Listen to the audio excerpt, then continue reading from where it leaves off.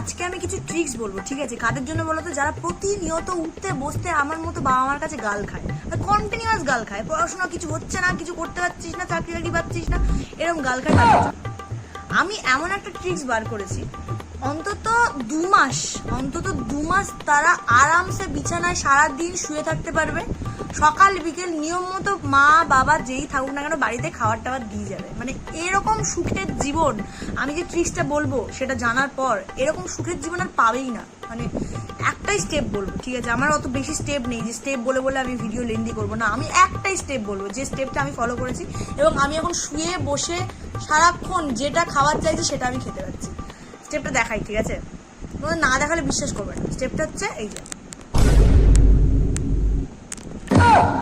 এরম ভাবে বাড়িতে পা ভেঙে পড়ে থাকো, শুধু এরম ভাবে পাটা ভাঙবে, জাস্ট ভেঙে দেবে। এই যে আমি নামও লিখে রেখেছি যাতে আমার পা এটা সেটা বোঝা যায় আর কি। এই যে ট্রিক্সটা দেখালাম, মানে এরকম সুখের জীবন আর পাবেই না।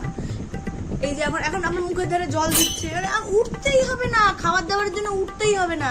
দেখো, আমি কখনো ভগবানকে দোষ দিই না, কারণ আমি জানি আমার কপালটা কুকুরে চাটা। কিন্তু এইবারে জামাই ষষ্ঠীতে আমি ভেবেছিলাম, অ্যাটলিস্ট ভেবেছিলাম যে বাবা মায়ের জন্য একটু জামাই খুঁজতে বেরোবো, জাস্ট ভেবেই ছিলাম। তাতে আমার পাটা ভেঙে গেছে, উঠতে পারছি না ভাই সারাদিন। ঠিক আছে, বাই। আমি কিছু বলতে চাইছি না, আমার পাটা ভেঙে গেছে ভাই।